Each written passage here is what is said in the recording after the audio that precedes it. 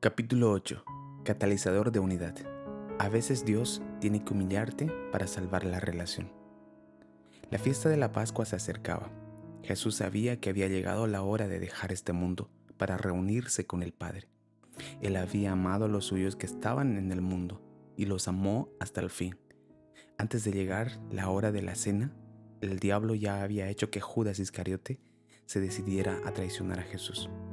Jesús sabía que el Padre le había dado autoridad sobre todas las cosas y que Él había venido de Dios y a Dios iba a regresar. Así que se levantó de la mesa, se quitó el manto y se ató una toalla a la cintura. Luego echó agua en un recipiente y se puso a lavarles los pies a sus discípulos y a secárselos con una toalla. Cuando llegó a Simón Pedro, éste le dijo: «Señor, ¿vas tú a lavarme los pies a mí?». Jesús le respondió: «Ahora no entiendes por qué lo hago, pero más tarde lo entenderás». Pedro dijo: «No, jamás dejaré que me laves los pies». Jesús le respondió: «Si no te los lavo, no serás uno de los míos». Simón Pedro le dijo: «Entonces, Señor, no solo los pies, sino también las manos y la cabeza». Jesús le contestó: «El que está recién bañado no necesita lavarse más que los pies, pues está completamente limpio. Y ustedes están limpios, aunque no todos». Jesús sabía quién lo iba a traicionar, y por eso dijo que no todos estaban limpios. Después de lavarle los pies, se puso el manto y otra vez se sentó.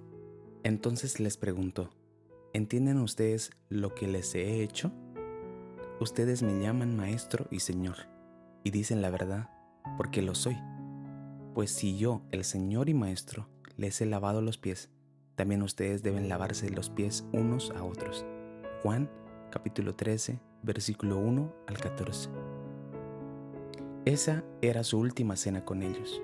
Jesús sabía que le quedaba tan solo unas pocas horas para ser crucificado y presentarse delante del Padre como el sacrificio expiatorio definitivo.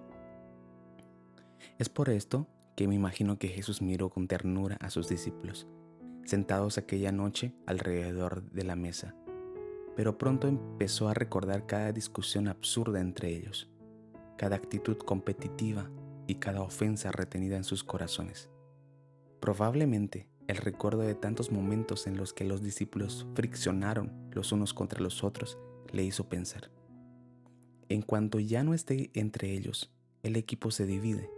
Jesús sabía que un grupo en estas condiciones no duraría mucho tiempo antes de romperse. Demasiado orgullo, demasiada crítica y demasiados rencores. El movimiento de Jesús estaba en riesgo.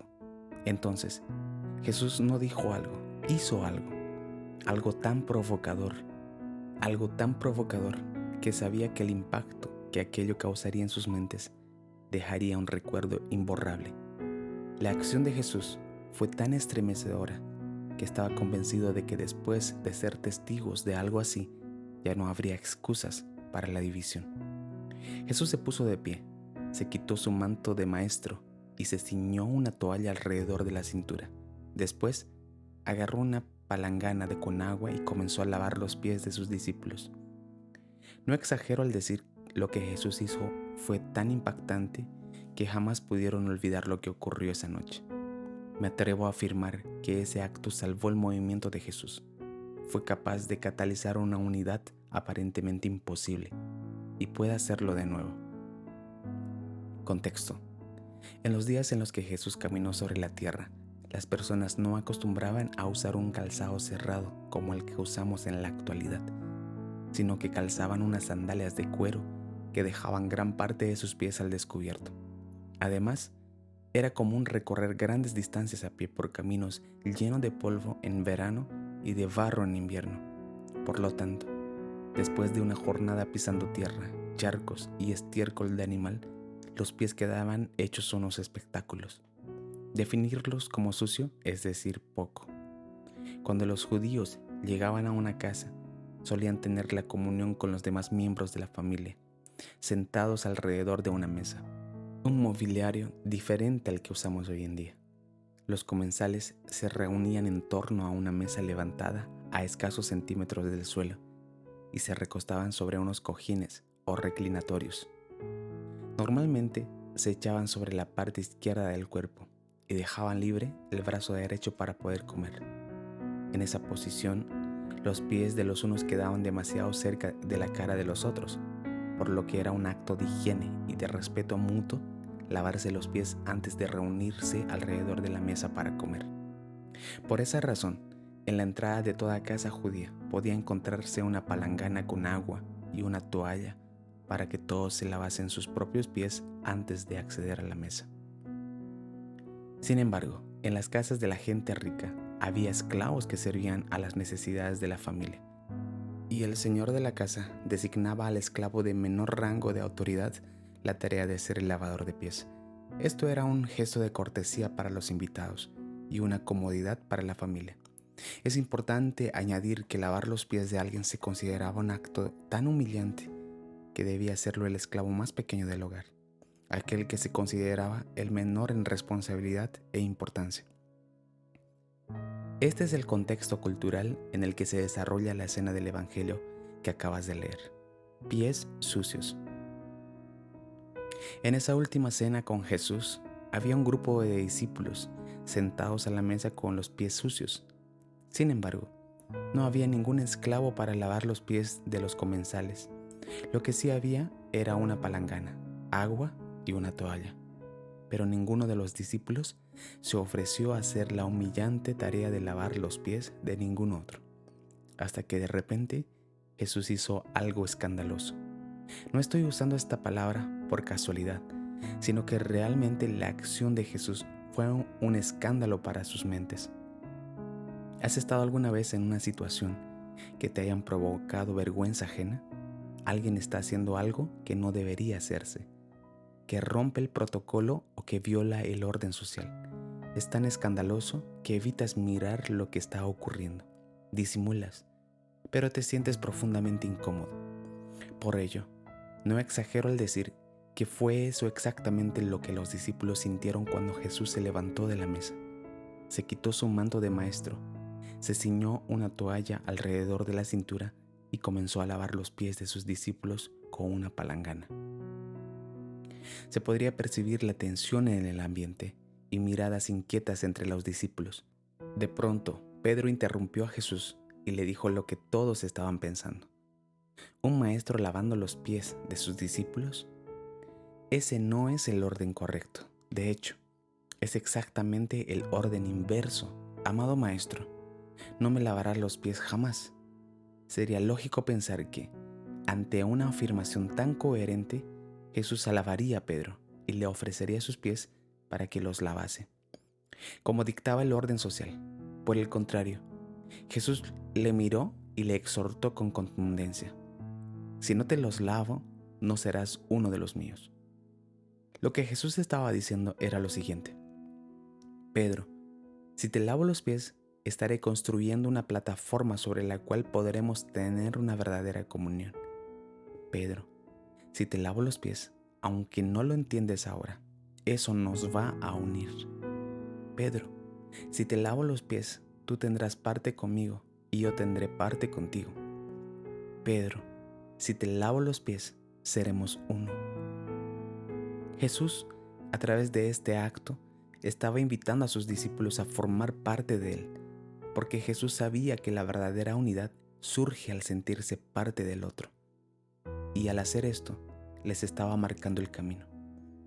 Si yo, el Señor y Maestro, les he lavado los pies, también ustedes deben lavarse los pies unos a otros. Juan capítulo 13, versículo 14. Les estaba mostrando la única manera de mantenerse unidos. Catalizador de unidad. Había un grupo difícil de unir en todo el planeta Tierra. Ese era el conjunto de personas que Jesús eligió como sus discípulos. Jesús puso en el mismo equipo a un celote nacionalista judío y a un publicano funcionario del imperio opresor. Sumó a su movimiento a pescadores del vulgo y a fariseos intelectuales. Puso mujeres y hombres a aprender juntos. Incluso invitó a amos y esclavos a llamarse hermanos. Si no te resulta sorprendente, es que no comprendes lo contracultural que era crear una iglesia compuesta por gente tan diversa, tan opuesta. Dios espera que tu amor rompa las barreras en tu mente que te hacen clasificar a todo el mundo en dos secciones, ellos y nosotros. En ese grupo había tanta disparidad de mentalidades, clases sociales, posiciones políticas y perspectivas de la vida como probablemente las haya en tu iglesia local. Porque, seamos claros, somos diferentes a las personas con las que nos toca convivir en tu casa, en tu trabajo o en tu iglesia. Te encuentras con personas que te resultan complicadas y casualmente ellas piensan exactamente lo mismo de ti. Pero no puedes huir de ellas. De hecho, sabes que es importante estar juntos porque te parece imposible estar realmente unidos. Lo que quiero decir es que eres diferente a las personas que Dios te llama a amar de verdad, ¿cierto? Además, Dios espera que tu amor rompa las barreras en tu mente que te hacen clasificar a todo el mundo en dos secciones, ellos y nosotros. Incluso, es posible que te sientas lejos de aquellas personas que supuestamente deberías sentir cerca, personas importantes en tu vida o que al menos lo eran hasta que algo ocurrió. Quizás convivas en la misma casa con una esposa que ya no besas o con un esposo con el que ya no tienes conversación. Puede ser que sientas que tus hijos son unos extraños, que se esconden en su habitación o tus padres son unos señores insufribles. Hace tiempo que no hablas con tu hermano si no es para discutir. Y podría ser que hayas terminado justificando ese alejamiento con un simplemente no nos entendemos. La relación está rota y lo has asumido. Consideras que acercar sus corazones es tarea imposible. Sin embargo, nuestro maestro nos enseñó la manera de salvar una relación, de unir lo que estaba dividido y de restaurar lo que estaba roto. Jesús no esperó que la unidad surgiese, Jesús provocó la unidad. Se convirtió en el catalizador de una unidad aparentemente imposible. ¿Y cómo lo hizo? Tomando una toalla y una palangana con agua y disponiéndose a lavar los pies de sus discípulos, enseñándonos que la unidad no surge, la unidad se construye, enseñándonos que la unidad no es una idea, un discurso o una filosofía. La unidad es una acción. Jesús no esperó que la unidad surgiese, Jesús provocó la unidad, enseñándonos que la unidad no es un papel firmado con acuerdos de derechos y obligaciones. La unidad es una nueva manera de ver a las personas que te rodean. La unidad es un cambio de perspectiva respecto a tu compañero, tu esposa, tu padre o tu hermana. Es dejar de verle desde arriba hacia abajo y comenzar a verle desde abajo hacia arriba, mientras estás de rodilla frente a esa persona y tienes sus pies sucios en tus manos. Es mirarla desde los pies a la cabeza, mientras te dispones a lavárselos. Esta es la clave de la verdadera unidad. No hay otra manera de hacer que una relación perdure, en la crisis, en las diferencias, en las ofensas. Lo que estoy intentando decir es que Jesús nos estaba mostrando la manera de unirnos entre nosotros, de mantener nuestro corazón cerca del corazón del otro. Cuando los discípulos salieron de esa habitación, seguían siendo diferentes, pero estaban unidos. Ese acto lo cambió todo, les cambió a todos. La pregunta es, ¿estás dispuesto a ser un catalizador de unidad en tus relaciones? El verdadero amor lo demanda. Primer movimiento, inclinarse frente al otro. El primer movimiento de lavamiento de pies es inclinarse frente al otro. Esto representa una posición del corazón más que una posición del cuerpo. Se trata de humillar tu orgullo frente al otro, en favor de la unidad. Nuestro orgullo es el mayor enemigo de la unidad. De hecho, mi orgullo casi destruye las relaciones más importantes de mi vida. El Evangelio afirma, sabiendo Jesús que el Padre le había dado todas las cosas en las manos y que había salido de Dios y que a Dios iba. Juan capítulo 13, versículo 3. En otras palabras, Jesús, sabiendo quién era, se ciñó como un esclavo para servir a los demás. lo que pone de manifiesto el principio espiritual. El que sabe quién es, puede humillarse y hacerlo primero. El que sabe quién es, puede y debe llevar la iniciativa de la humillación. Lo que nos demuestra que Jesús era el único en esa sala que sabía realmente quién era. Jesús sabía que era el Rey del universo, pero no tuvo problema al hacer la labor de un esclavo. Jesús sabía que el Padre le había puesto toda la autoridad del cielo en sus manos, y con esas mismas manos limpió los pies mugrosos de sus orgullosos discípulos. Jesús sabía que era el primogénito de toda la creación, pero no tuvo inconveniente de mostrarse como el menor de entre todos los hermanos. ¿Por qué? Porque sabía quién era. A quien está seguro de quién es, no tiene la necesidad de demostrar nada. Con el tiempo, me he dado cuenta de lo peligroso que es una persona con problemas de identidad, porque cuando no se está definido por dentro, se quiere demostrar por fuera. La mayoría de los conflictos que he presenciado en matrimonios, familias o iglesias han sido producto de la terquedad de personas que querían demostrar algo a los demás. Demostrar quién manda, demostrar quién tiene razón, demostrar quién es el bueno, demostrar y demostrar.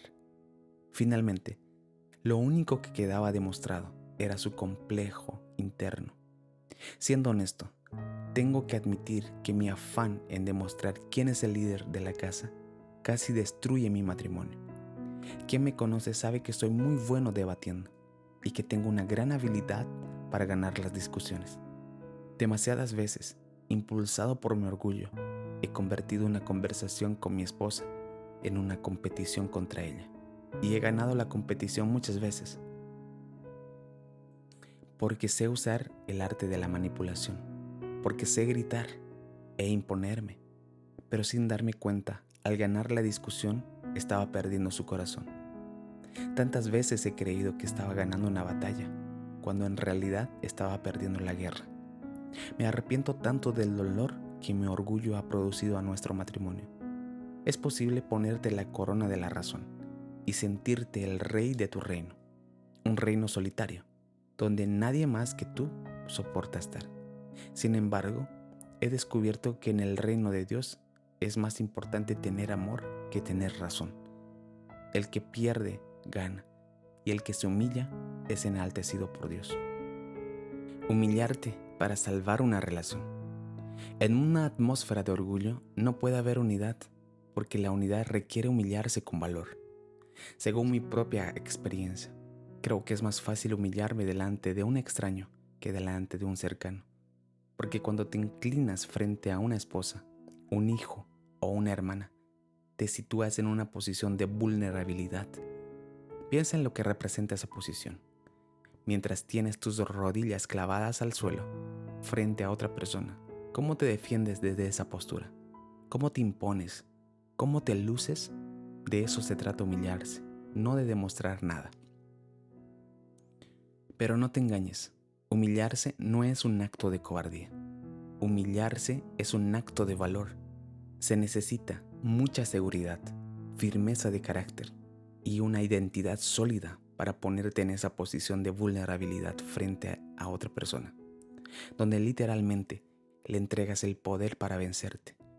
Hay que ser muy valiente para renunciar a tu defensa, como Jesús, quien mientras le escupían, insultaban y golpeaban, renunció a defenderte.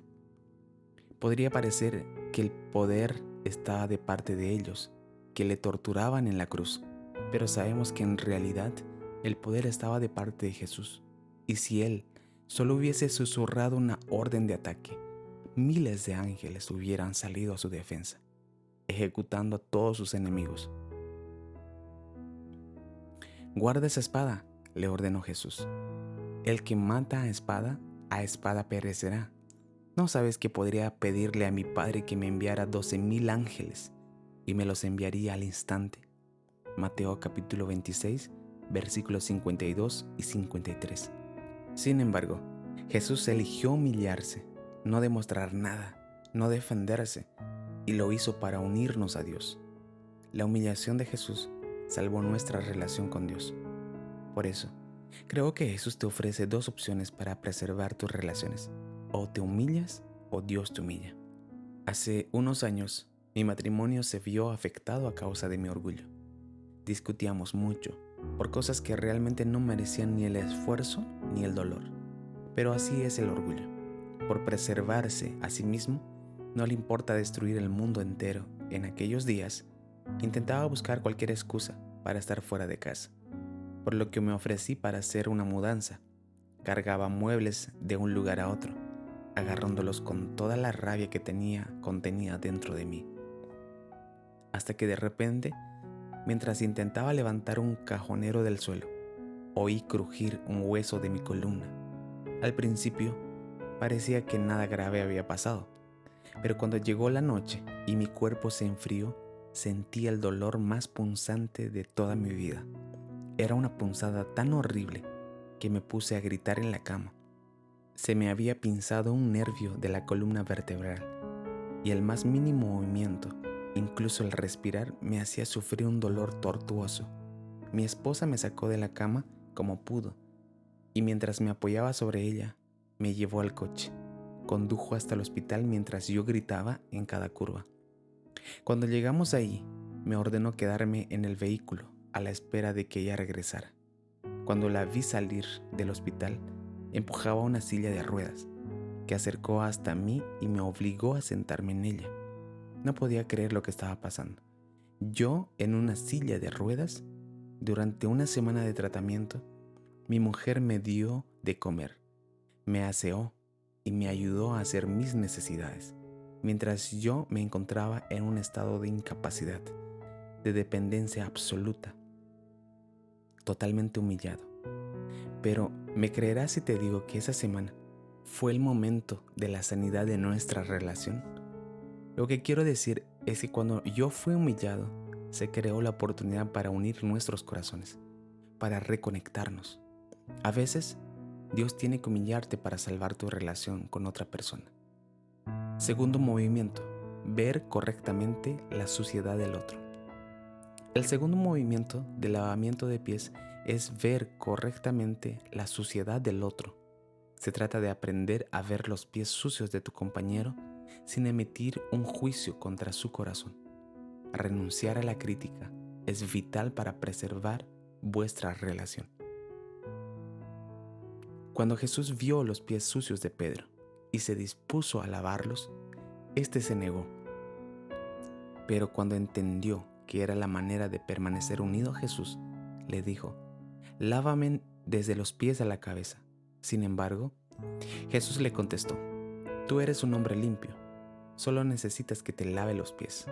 En otras palabras, lo que el maestro le estaba diciendo es: «Pedro, tus pies están sucios por el polvo del camino, por los errores que has cometido al transitar por esta vida, pero tú eres una persona limpia».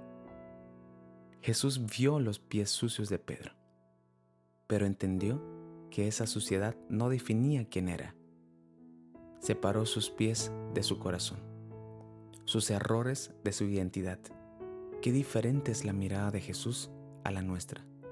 Honestamente, aunque la sangre de Jesús me ha limpiado de todos mis pecados, a medida que camino por esta vida, siento que el polvo de mis errores se me pega a los pies.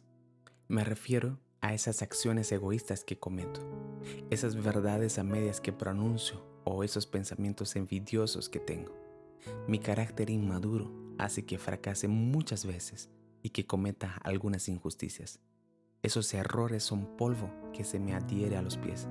Pero qué fácil es consolarte viendo los pies sucios de los demás, sobre todo de aquellas personas que tenemos más cerca y en los que podemos ver el detalle del polvo incrustado entre sus dedos. Me he dado cuenta de que cuando Jesús vio los pies sucios de sus discípulos y de Pedro, no emitió un juicio contra su corazón.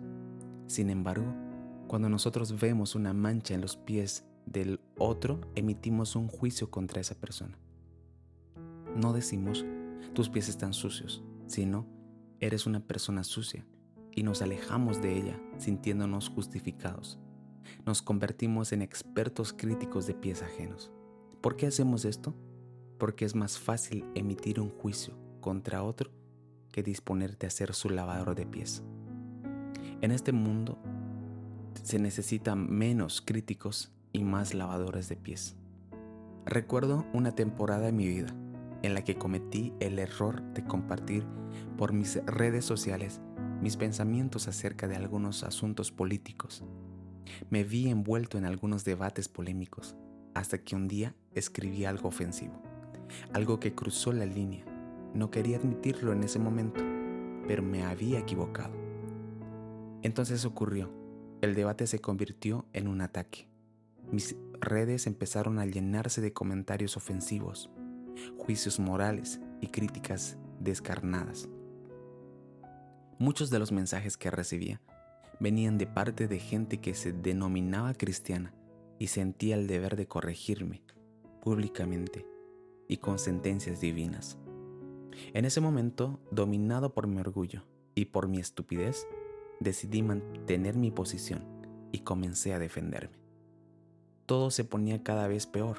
Sin embargo, entre los cientos de usuarios que me estaban juzgando, solo uno hizo algo diferente. Un buen amigo me llamó por teléfono y me dijo que en unas horas iría a verme para encontrarse conmigo.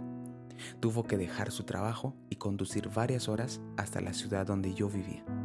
Me invitó a comer y mirándome a los ojos con una mezcla de gracia y verdad irresistibles, me dijo: Itiel, lo que has escrito en tu red es polvo en tus pies, pero no define quién eres tú.